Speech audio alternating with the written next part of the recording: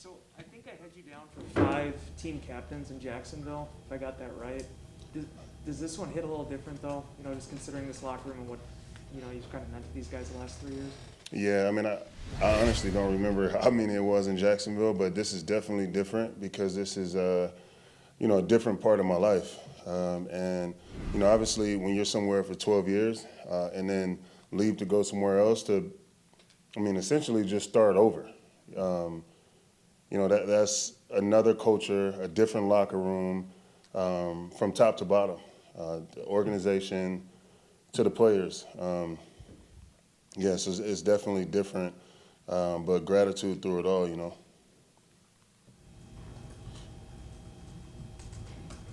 Marcedes, yesterday Aaron used the word focus, Devontae used the word hunger to describe what he feels in that locker room. Is there a word that you would pick, or you want to expound on what they sense from this? I think we're just not taking nothing for granted. And I think every day is an opportunity to get better. We're not wasting reps. We're not wasting lessons. We're not wasting anything out there. For guys like me and Aaron who've been doing it for a while, just like the game is here, it can be taken away from you. And I try to implore that on all the young guys, not just in my room, but just on the team. In general, this is a privilege to be doing this, and I think for me, every year that I get older and able to compete and play this game, it means that much more for me. And it's what keeps me up in the morning. So, just blessed, man. Marcedes, could you compare and contrast the heat of the summer here versus the heat in Jacksonville? This is not heat. What heat? The heat here is like, it's just because the sun is up. You know what I mean? Like it's totally different in Jacksonville. I remember when I first got there, it was a shower like every 2 hours, Like when I wasn't on the field or when we had a day off, I swear every time I walked out the house, I was like, damn, I gotta go take another shower. You know what I mean? It's definitely like that. And like every year that I was back and forth from, California, where I'm from, to Jacksonville, it was like you never got used to it. You just learned to tolerate it, And, I've been telling these guys to hydrate. It's definitely one of those. It's going to be one of those games. Make sure you hydrate. Start way before Thursday, before you start getting the fluids in your body, because, you're going to need to call on some reserves. But it's definitely a different kind of heat. I saw Peter King this training camp season, visited Jacksonville, and was talking to one guy who was drinking like 260 ounces of fluids per day. Like when you played there, how much would you drink, and what would you recommend for your team? It's never enough. You can never not, drink enough water. Like on my day-to-day, as of right now, I make sure I get a gallon a day in me. And it's definitely a tolerance that you got to build up to drink water like that in general. And so I probably, when it used to take me, say if I start drinking a gallon of water from like 7 a.m., like I would get done at like 8 p.m., right? Back in the day. Now I'm drinking it like I'm done by like 5, So it's just being cognizant of, the fluids and pushing the fluids, and even more now. But it's a lifestyle, to be honest. Like it shouldn't just be like, okay, we're going to play Jacksonville, it's going to be hot. Let me make sure I hydrate. I think that's super important for life in general. And even when you're flying, they say you should be drinking at least 8 to 16 ounces per hour you're in the air. You know what I mean? So it's just little tidbits like that that prolong your career and life in general. So I'm definitely telling those young guys to push the fluids. Marcedes, I know you're obviously not an offensive lineman, but you certainly do block like one. With the young guys that you guys have on the offensive line, have you helped them at all? Have they looked to you for any guidance, and where do you think they are at? Yeah, some of the linemen will come up to me to ask me about my technique and things like that. I think for me, it's more mentally, right? And if you have the will to do it and the size, then we can coach it up. the technique is the thing that, you know, you beat on every single day. And I think once you become technicians of your craft, you become better every single day. And so, you know, what I try to tell the linemen is just focus on one thing per day. Don't, sometimes seeing everything just gets in the way. You know, like, don't streamline it, focus on one thing, whether it's your hands one day or your feet the next day, or your weight distribution, or your strike. You know, just try to focus on one thing every day. And then, you know, by the end of the season, by the time you look up, you'll be a pretty damn good player. So it's a work in progress, you know, with the offensive line, the tight ends and stuff like that. It's about gelling and becoming one unit. It's not just one person. We all help each other, especially in the scheme that we're in. So, you know, it's never going to be a finished product, just like anything in life. Like, that road is always under construction. You know, you're always building to be better than you were the day before. So, you know, I think we're on a good track, and everybody has a voice in that locker room, and we all communicate, and we're all just out here trying to get better. Marcedes, what's the anticipation like now going into year 16, and is it any different, you know, from earlier in your career and as you get ready to embark on a new season? For me, it's always been about just being my personal best every day. I mean, you know, we talk about it every time. I'm pretty consistent with that. Like, I don't waver based on the day or how I'm feeling.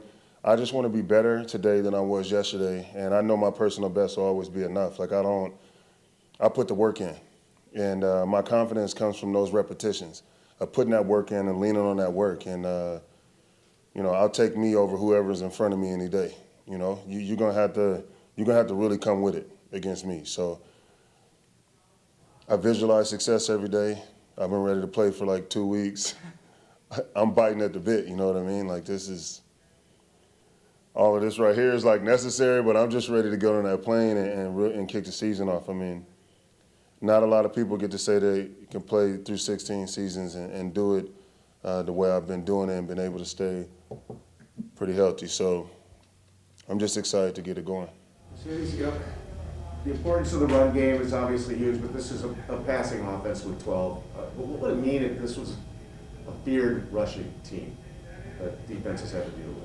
Well, I mean, obviously, we know what 12 has done over his career and what he's done these last few years under LaFleur, and I think a big part of that has been the sturdiness of our run game. I think a lot of what we do is based on the run being able to match up with the pass, right? So when you're scouting us, everything looks the same way.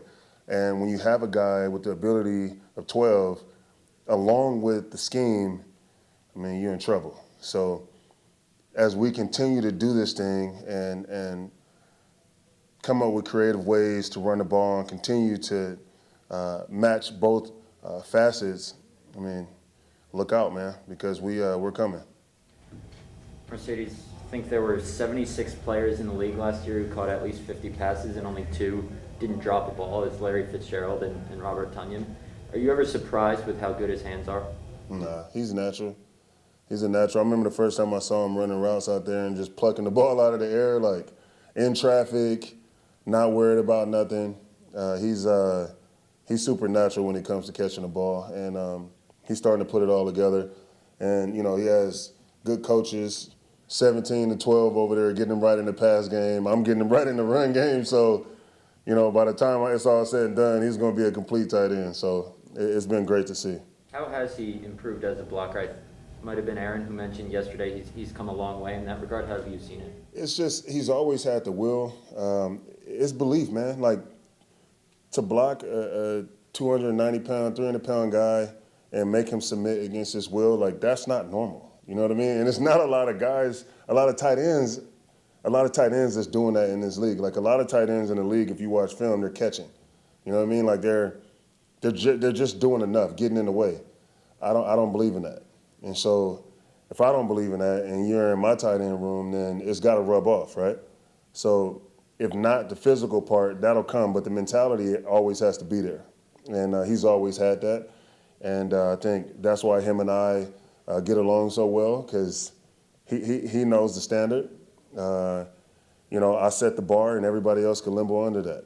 You know what I mean? Like, this is what it's about. You know, it's the NFL. I'm from the old school. I put my hand in the ground. it's a battle for blood and by the gallons, you know? Like, that's just what it is, and that's the mentality that we have. One more in the room. Hey, Mercedes, I know it's incredibly unfortunate circumstances why the game's being played in Jacksonville, but is it meaningful for you at all to get another game there in that stadium with everything you did? I mean, I'm not gonna get emotional about it, but it's cool. I definitely know my way around the building, but you know, we got New Orleans is a really good team, and that's what I'm focused on, to be honest. Sarah, let's go to Zoom. Yep, just one in here, Chancellor Johnson. Good Mercedes, after back-to-back NFC Championship losses, you guys are back to square one again. And I know each season is different, and it's hard to even get to that point. So what's going through your mind as you try to embark on this long journey again?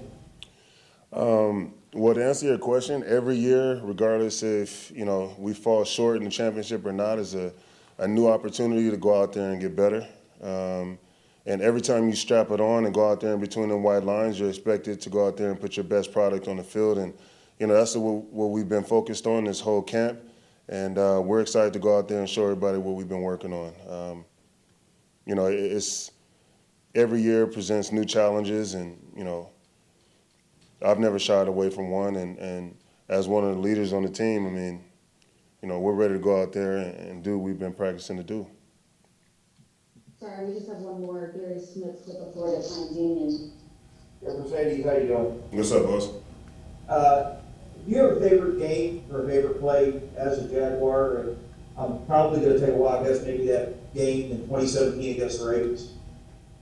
Yeah, I mean, I got good plays or whatever, but I would say not because I had 3 touchdowns in that game in London, but the fact that everybody had written me off and was like, oh, he's 33, this, that, and the third, and Nate Hackett was there with me, so that's special. But it was a complete game for me, that game, as it is every game.